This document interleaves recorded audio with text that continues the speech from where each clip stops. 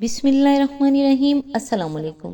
ایک گہری بات ہے، ایک لقمہ پیٹ تک پہنچانے کا قدرت نے کتنا نظام کیا ہے کہ گرم ہے تو ہاتھ بتا دیتے ہیں، سخت ہے تو دانت بتا دیتے ہیں، کڑوا یا ترش ہے تو زبان بتا دیتی ہے، اور اگر باسی ہے تو ناک بتا دیتی ہے۔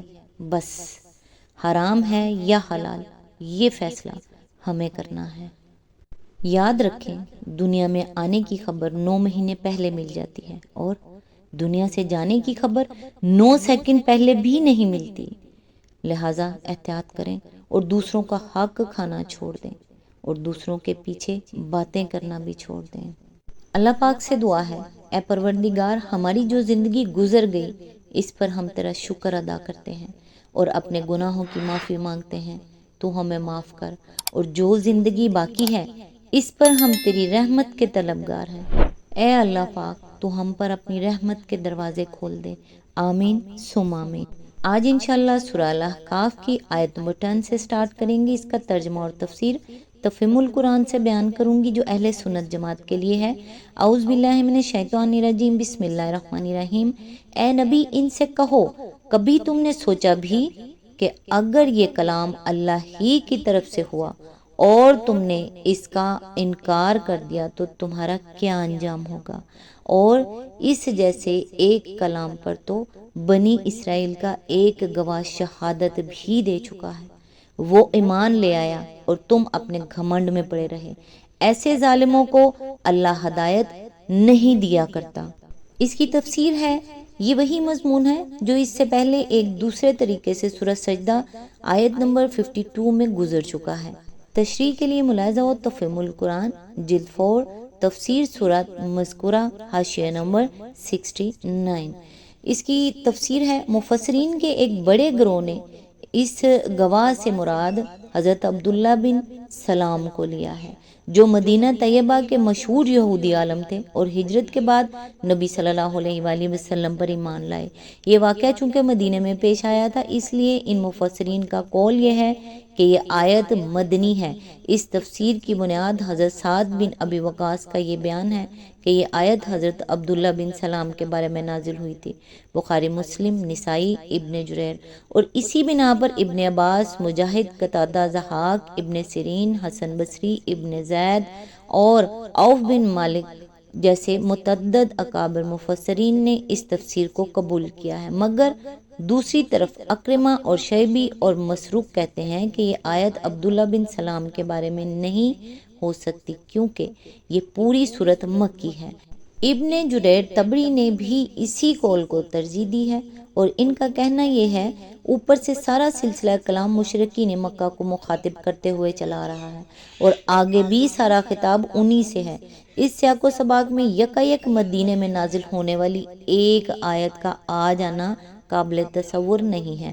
بعد کے جن مفسرین نے اس دوسرے قول کو قبول کیا ہے، وہ حضرت سعد بن ابی وقاص کی روایت کو رد نہیں کرتے، بلکہ ان کا خیال یہ ہے کہ یہ آیت چونکہ حضرت عبداللہ بن سلام کے ایمان لانے پر بھی چسپاں ہوتی ہے، اس لیے حضرت سعد نے قدماء کی عادت کے مطابق یہ فرما دیا کہ یہ ان کے بارے میں نازل ہوئی۔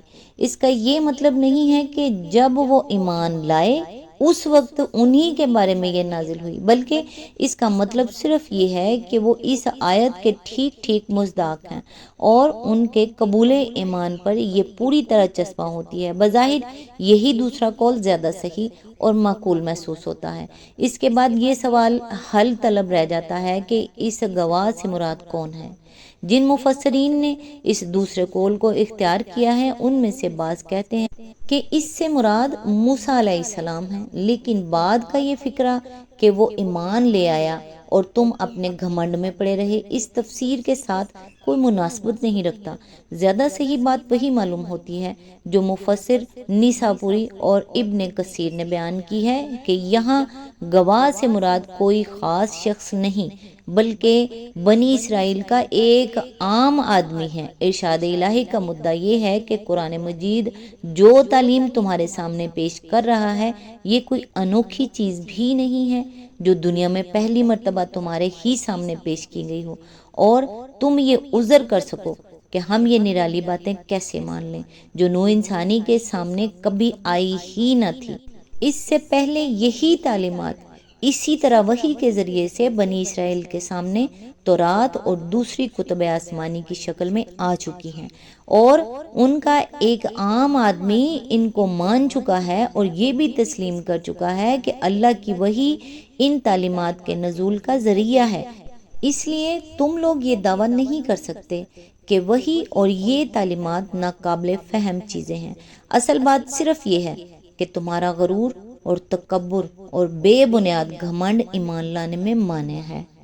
آیت نمبر 11، جن لوگوں نے ماننے سے انکار کر دیا ہے وہ ایمان لانے والوں کے متعلق کہتے ہیں کہ اگر اس کتاب کو مان لینا کوئی اچھا کام ہوتا تو یہ لوگ اس معاملے میں ہم سے سبقت نہ لے جا سکتے تھے، چونکہ انہوں نے اس سے ہدایت نہ پائی، اس لیے اب یہ ضرور کہیں گے کہ یہ تو پرانا جھوٹ ہے۔ اس کی تفسیر ہے، یہ ان دلائل میں سے ایک ہے جو قریش کے سردار عوام الناس کو نبی صلی اللہ علیہ وآلہ وسلم کے خلاف بہکانے کے لیے استعمال کرتے۔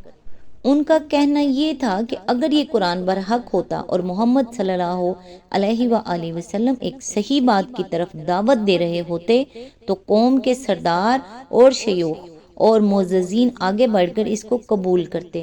آخر یہ کیسے ہو سکتا ہے کہ چند نا تجربہ کار لڑکے اور چند ادنا درجے کے غلام تو ایک معقول بات کو مان لیں، اور قوم کے بڑے بڑے لوگ جو دانا اور جہاں دیدہ ہیں اور جن کی عقل و تدبیر پر آج تک قوم اعتماد کرتی رہی ہے، اس کو رد کر دیں۔ اس پر فریب استدلال سے وہ عوام کو مطمئن کرنے کی کوشش کرتے تھے کہ اس نئی دعوت میں خرابی ہے، اسی لیے تو قوم کے اکابر اس کو نہیں مان رہے ہیں، لہٰذا تم لوگ بھی اس سے دور بھاگو۔ اسی آیت کے ضمن میں آگے فرمایا، یعنی ان لوگوں نے اپنے آپ کو حق و باطل کا معیار قرار دے رکھا ہے، یہ سمجھتے ہیں کہ جس ہدایت کو یہ قبول نہ کریں وہ ضرور ضلالت ہی ہونی چاہیے، لیکن یہ اسے نیا جھوٹ کہنے کی ہمت نہیں رکھتے، کیونکہ اس سے پہلے بھی انبیاء یہی تعلیمات پیش کرتے رہے ہیں، اور تمام کتب آسمانی جو اہل کتاب کے پاس موجود ہیں انہی عقائد اور انہی ہدایات سے بھری ہوئی ہیں، اس لیے یہ اسے پرانا جھوٹ کہتے ہیں۔ گویا ان کے نزدیک وہ سب لوگ بھی دانائی سے محروم تھے جو ہزاروں برس سے ان حقائق کو پیش کرتے اور مانتے چلے آ رہے ہیں، اور تمام دانائی صرف ان کے حصے میں آ گئی ہے۔ آیت نمبر 12، حالانکہ اس سے پہلے موسیٰ کی کتاب رہنما اور رحمت بن کر آ چکی ہے، اور یہ کتاب اس کی تصدیق کرنے والی زبان عربی میں آئی ہے تاکہ ظالموں کو متنبع کر دے اور نیک روش اختیار کرنے والوں کو بشارت دے دے۔ اس کی تفسیر ہے، یعنی ان لوگوں کو انجام بد سے خبردار کر دے جو اللہ سے کفر اور غیر اللہ کی بندگی کر کے اپنے اوپر اور حق و صداقت پر ظلم کر رہے ہیں، اور اپنی اس گمراہی کی وجہ سے اخلاق اور اعمال کی ان برائیوں میں مبتلا ہیں جن سے انسانی معاشرہ طرح طرح کے مظالم اور بے انصافیوں سے بھر گیا ہے۔ آیت نمبر 13، یقیناً جن لوگوں نے کہہ دیا کہ اللہ ہی ہمارا رب ہے پھر اس پر جم گئے، ان کے لیے نہ کوئی خوف ہے اور نہ وہ غمگین ہوں گے۔ اس کی تفسیر تشریح کے لیے ملاحظہ ہو تفہیم القرآن جلد 4 سورہ حامیم السجدہ آیت نمبر 33 to 35۔ آیت نمبر 14، ایسے سب لوگ جنت میں جانے والے ہیں جہاں وہ ہمیشہ رہیں گے اپنے ان اعمال کے بدلے جو وہ دنیا میں کرتے رہے ہیں۔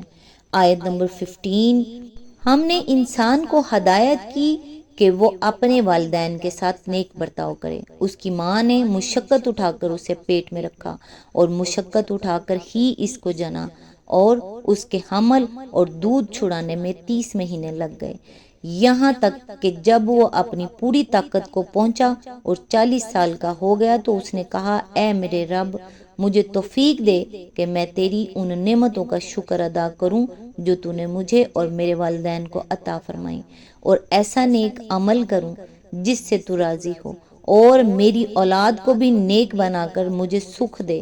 میں تیرے حضور توبہ کرتا ہوں اور تابع فرمان مسلم بندوں میں سے ہوں۔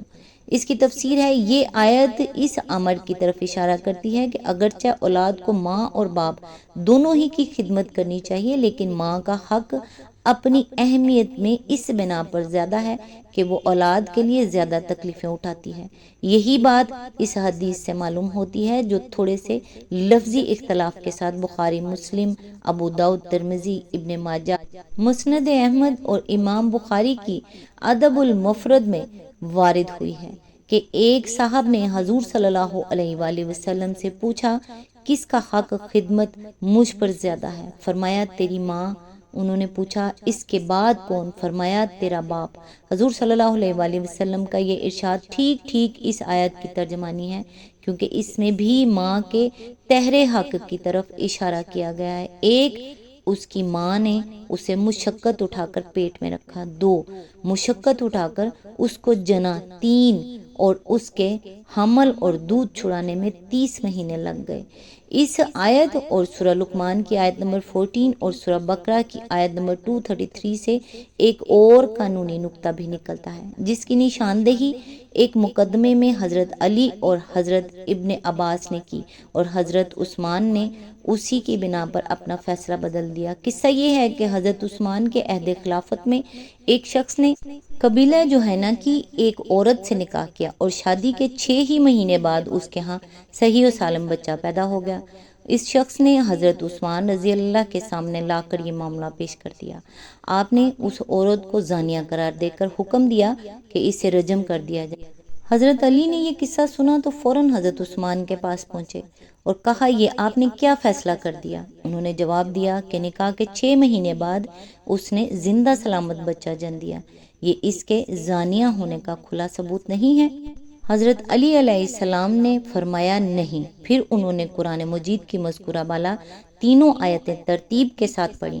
سورہ بقرہ میں اللہ تعالیٰ کا ارشاد ہے کہ مائیں اپنے بچوں کو پورے 2 سال دودھ پلائیں، اس باپ کے لیے جو رضاعت کی پوری مدت تک دودھ پلوانا چاہے۔ سورہ لقمان میں فرمایا اور 2 سال اس کا دودھ چھوٹنے میں لگے، اور سورہ احقاف میں فرمایا اس کے حمل اور اس کا دودھ چھڑانے میں 30 مہینے لگے۔ اب اگر 30 مہینوں میں سے رضاعت کے 2 سال نکال دیے جائیں تو حمل کے 6 مہینے رہ جاتے ہیں۔ اس سے معلوم ہوا کہ حمل کی کم سے کم مدت جس میں زندہ سلامت بچہ پیدا ہو سکتا ہے 6 مہینے ہے۔ لہٰذا جس عورت نے نکاح کے 6 مہینے بعد بچہ جنا ہو اسے زانیہ قرار نہیں دیا جا سکتا۔ حضرت علی علیہ السلام کا یہ استدلال سن کر حضرت عثمان نے فرمایا، اس بات کی طرف میرا ذہن بالکل نہ گیا تھا۔ پھر آپ نے عورت کو واپس بلوایا اور اپنا فیصلہ بدل دیا۔ ایک روایت میں ہے کہ حضرت علی علیہ السلام کے استدلال کی تائید حضرت ابن عباس نے بھی کی اور اس کے بعد حضرت عثمان نے اپنے فیصلے سے رجوع فرما لیا۔ ان تینوں آیات کو ملا کر پڑھنے سے جو قانونی احکام نکلتے ہیں وہ یہ ہیں: ایک، جو عورت نکاح کے بعد 6 مہینے سے کم مدت میں صحیح و سالم بچہ جنے، یعنی وہ اس کا نہ ہو بلکہ وضع حمل ہو، وہ زانیہ قرار پائے گی اور اس کے بچے کا نسب اس کے شوہر سے ثابت نہ ہوگا۔ نمبر 2، جو عورت نکاح کے 6 مہینے بعد یا اس سے زیادہ مدت میں زندہ سلامت بچہ پیدا کرے، اس پر زنا کا الزام محض اس ولادت کی بنیاد پر نہیں لگایا جا سکتا، نہ اس کے شوہر کو اس پر تہمت لگانے کا حق دیا جا سکتا ہے، اور نہ اس کا شوہر بچے کے نسب سے انکار کر سکتا ہے۔ بچہ لازماً اسی کا مانا جائے گا اور عورت کو سزا نہ دی جائے گی۔ نمبر 3، رضاعت کی زیادہ سے زیادہ مدت 2 سال ہے۔ اس عمر کے بعد اگر کسی بچے نے کسی عورت کا دودھ پیا ہو تو وہ اس کی رضاعی ماں قرار نہیں پائے گی اور نہ وہ احکام رضاعت اس پر مترتب ہوں گے جو سورہ نساء آیت نمبر 23 میں بیان ہوئے ہیں۔ اس معاملے میں امام ابو حنیفہ نے برسبیل احتیاط 2 سال کے بجائے 2.5 سال کی مدت تجویز کی ہے تاکہ حرمت رضاعت جیسے نازک مسئلے میں خطا کر جانے کا احتمال باقی نہ رہے۔ مزید تفصیل کے لیے ملاحظہ و تفہیم القرآن جلد 4 سورہ لقمان حاشیہ نمبر 23۔ اس مقام پر یہ جان لینا فائدے سے خالی نہ ہوگا کہ جدید ترین طبی تحقیقات کی روح سے ماں کے پیٹ میں ایک بچے کو کم از کم 28 ہفتے درکار ہوتے ہیں، جن میں وہ نشو و نما پا کر زندہ ولادت کے قابل ہو سکتا ہے۔ یہ مدت 6.5 مہینے سے کچھ زیادہ بنتی ہے۔ اسلامی قانون میں نصف مہینے کے قریب مزید رعایت دی گئی ہے، کیونکہ ایک عورت کا زانیہ قرار پانا اور ایک بچے کا نسب سے محروم ہو جانا بڑا سخت معاملہ ہے، اور اس کی نزاکت یہ تقاضا کرتی ہے کہ ماں اور بچے دونوں اس کے قانونی نتائج سے بچانے کے لیے زیادہ سے زیادہ گنجائش دی جائے۔ علاوہ بری کسی طبیب، کسی قاضی، حتیٰ کہ خود حاملہ عورت اور اسے باروور کرنے والے مرد کو بھی ٹھیک ٹھیک یہ معلوم نہیں ہو سکتا کہ استقرار حمل کس وقت ہوا ہے۔ یہ بات بھی اس امر کی متقاضی ہے کہ حمل کی کم سے کم قانونی مدت کے تعین میں چند روز کی مزید گنجائش رکھی جائے۔ اسی آیت کے ضمن میں آگے فرمایا، یعنی مجھے ایسے نیک عمل کی توفیق دے جو اپنی ظاہری صورت میں بھی ٹھیک ٹھیک تیرے قانون کے مطابق ہو اور حقیقت میں بھی تیرے ہاں مقبول ہونے کے لائق ہو۔ ایک عمل اگر دنیا والوں کے نزدیک بڑا اچھا ہو مگر خدا کے قانون کی پیروی اس میں نہ کی گئی ہو تو دنیا کے لوگ چاہے اس پر کتنی ہی دادیں دیں، خدا کے ہاں وہ کسی داد کا مستحق نہیں ہو سکتا۔ دوسری طرف ایک عمل ٹھیک ٹھیک شریعت کے مطابق ہوتا ہے اور بظاہر اس کی شکل میں کوئی کسر نہیں ہوتی، مگر نیت کی خرابی، ریا، خود پسندی، فخر و غرور اور دنیا طلبی اس کو اندر سے کھوکھلا کر دیتی ہے، اور وہ بھی اس قابل نہیں رہتا ہے کہ اللہ کے ہاں مقبول ہو۔ آج تک کے لیے بس اتنا ہی۔ نیکسٹ انشاءاللہ آیت نمبر 16 سے سٹارٹ کریں گے، تب تک کے لیے دعاؤں میں یاد رکھیے گا۔ اللہ حافظ۔